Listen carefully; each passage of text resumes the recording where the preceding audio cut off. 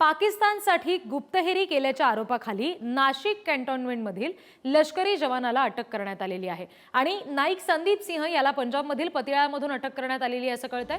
मोबाईलमधून ISIला लष्करी गुपितं पाठवल्याचे पुरावे दिले गेलेले आहेत। पाकिस्तानकडून या जवानाला 15 लाख रुपये हे काम करण्यासाठी मिळाले। आरोपीकडून 3 मोबाईल जप्त करण्यात आलेत आणि फॉरेन्सिक तपास या प्रकरणात सुरू आहे। गेल्या 2 वर्षांमध्ये लष्कराशी संबंधित महत्त्वाची माहिती सातत्यानं हा इसम पाकिस्तानला पुरवत होता आणि त्यामुळे आता त्याच्यावर ही कारवाई झालेली आहे।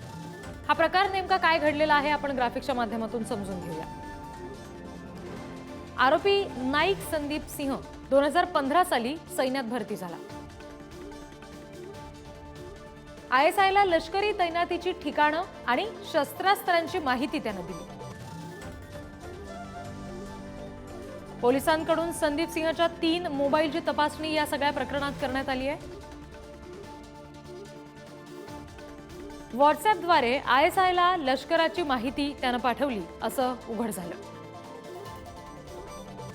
2 वर्षात लष्कराशी संबंधित माहिती संदीप सिंहनं पाठवलेली होती।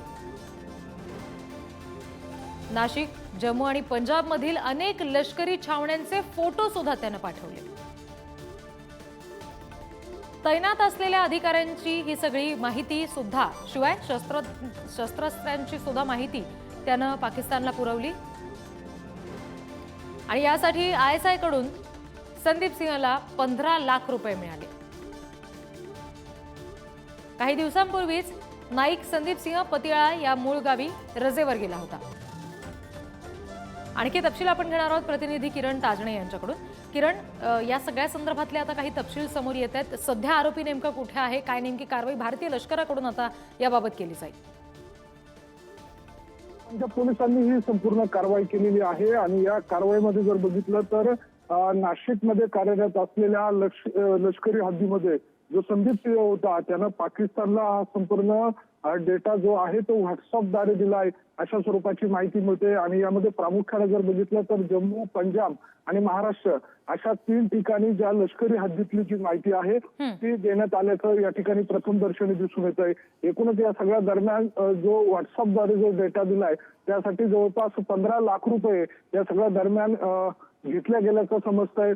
संदीप सिंह याने देखील दुसऱ्याकडनं हा संपूर्ण डेटा घेतला गेलाय अशा स्वरूपाची देखील माहिती मिळते। त्यानं तो डेटा 2 लाख रुपयांना घेतलाय अशा स्वरूपाची माहिती समजते। एकूणच जर बघितलं तर या संपूर्ण प्रकरणामध्ये 2 ते 3 आरोपी प्रथमदर्शनी पंजाब पोलिसांना निदर्शनास आलेले आहेत। त्यापैकी संदीप सिंह याला पंजाब पोलिसांनी अटक देखील केलेली आहे। अमृतसरमध्ये ही संपूर्ण जी माहिती आहे ती पोलिसांना मिळालेली होती आणि त्या सगळ्या अनुषंगाने ही कारवाई करण्यात आलेली आहे। एकूणच भारताचा महत्त्वाचा असलेला हा शस्त्रांचा माहिती त्यासोबतच साठा आणि इतर जी कोणती माहिती दिलेली आहे त्या सगळ्या अनुषंगाने आता फॉरेन्सिक्सच्या स्तरावर देखील याबाबतचा तपास केला जातो। त्यामुळे संपूर्ण तपासात नेमक्या कोणत्या बाबी समोर येतात, कोणता डेटा या संदीप सिंह यानं पाकिस्तानला दिलाय हे सगळं त्यामध्ये निष्पन्न होणार आहे। त्यामुळे पोलिसांच्या तपासाकडे नेमकं काय घडतं या सगळ्या काळामध्ये ते बघणं महत्त्वाचं असणार आहे।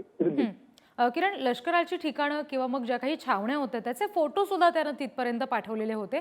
आता या सगळ्या ठिकाणांवर लष्कराकडून नेमकं कशा पद्धतीनं सध्या गस्त घातली जाते, इथली सुरक्षा वाढवली जाणं, याच्यामध्ये काही बदल करणं अशा बाबी आता घडताना दिसत आहेत का? तर जे आपल्याला माहिती आहे की लष्करी हद्दीमध्ये कुठल्याही प्रकारचं चित्रीकरण करता येत नाही किंवा अनेकदा त्या सगळ्या बाबी ज्या आहेत त्या गोपनीय कशा राहतील याबाबतची खबरदारी घेतली जाते। मात्र संदीप सिंह हा त्या ठिकाणी तैनात असल्यामुळे त्याला पूर्णतः त्या संपूर्ण बाबींचा ऍक्सेस मिळाला। त्याने त्या ठिकाणचे फोटो संबंधित जी माहिती आहे ती पोहोचवण्यासाठीचा एक महत्त्वाचा दुवा हा संदीप सिंह बनलेला आहे असं प्रथमदर्शनी पोलिसांना निदर्शनास आलेलं आहे। यामध्ये एक महत्त्वाची बाब म्हणजे लष्करी हद्दीत ज्या वेळेला अशा स्वरूपाची माहिती थेट दुसऱ्या देशांमध्ये दिली जाते त्यामुळे एकूणच गोपनीयतेचा भंग, राष्ट्रद्रोह सारखा देखील गुन्हा दाखल होऊ शकतो आणि या सगळ्या पार्श्वभूमीवर जर बघितलं तर लष्करी जो डेटा आहे तोच दिल्याची यामध्ये बाब समोर येते, ज्यामध्ये शस्त्रांचा साठा असेल, त्यासोबतच छावणीचं नेमकं स्वरूप कसं आहे याबाबतची माहिती दिली गेली असावी, या बाबतचा कायस देखील बांधला जातोय. दुसरी महत्वाची बाब म्हणजे ज्या पद्धतीनं नेव्हिगेशनची अनेकदा बाब सांगितली जाते, त्या दृष्टीने काही डेटा दिलाय का, ही देखील एक महत्वाची बाब आहे. त्यामुळे या सगळ्या अनुषंगानं आता पोलिसांचा जो तपास आहे तो कोणत्या दिशेने जातो, याशिवाय संदीप सिंह याच्या साथीला आणखी किती लोक आहेत याचाही तपास केला जाणार आहे. मात्र ही संपूर्ण बाब जर बघितली तर अतिशय धक्कादायक आहे. पंजाब पोलिसांच्या ही बाब निदर्शनास आलेली आहे.